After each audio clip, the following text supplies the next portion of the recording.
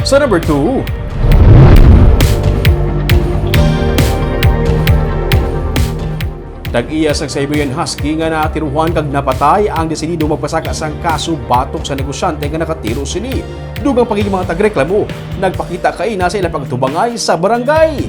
May report si Nico Delfin. Hindi mahimo si Kirsty moderasyon samtang nagapamati sang rason ni Dominador Bangero sa pagtiro sa hinuptanan nga Siberian Husky nga si Skittles. Sa ila pag-atubangay sa lupon sang Barangay Singkang Airport, hindi man mabato ni moderasyon kag sang pamilya Libuon ang pagpangayok pasaylo ni Bangero. Kasi daw nonin na certificate of election kay directly i-file na nilang kaso sa prosecutor's office. Gani upod sa katapos ang Community Animal Rescue Efforts o CONCARE, disidido sila nga magpasakas ang kaso sa negosyante. Kaya tanan niya kaputihan, lagi nahibot niya subong niya. Gina-question niyo man ang iya pagdala sang pusil?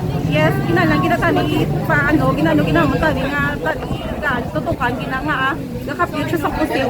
Upod man sa nagkanto sa barangay ang mga kaingod balay ni Bangero nga nagreklamo man angot sa ginaligar pagpanakit niya sa mga hinuptanan. Si Mars Petronio nagaligar nga gintirador man sa negosyante ang iya hinuptanan nga aspin. Dapat kay kanuloy sa mga sapat na so malabay lang man to taning string mo wala naglabay kay gintirador. Saan ito natabo? Hindi ko na ma-recall nga nasa pero siya around mga November, December. Last year? Possible cases to file nga ipasaka nyo? Animal cruelty gid kay kadamo na siya actually mabiktima kagin pagtiro niya hindi lang sa Skittles. Kay nasang explain sa sang side niya nung kakabatsagan nyo ya?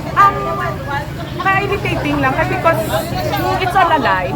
In the first place, nakitaan sa tagiya mismo, pagwa sang ido niya, wala tao sa restaurant niya. Pagwa niya, may isa lang katao, wala sa may naglulupat, wala may nagdalalagan ng mga customers. So it's all a lie. Wala man siya galing may ipakita nga may nagkalaguba siya kusina, balak na wala inakwaan picture. Kung ikaw bala, biktima ka nga nagkalaguba, hindi mo pala pagkwaan picture. Kag may CCTV siya, hindi ang pag-produce. Handa naman nga tubangon ni Bangero ang kaso kag nagpahayag nga magapasaka man siya sa counter charges. Nangayo ka na pasaylo do hindi nila mabaton nang anong imoya sir nga mangintikang? Pasaka mo kaso.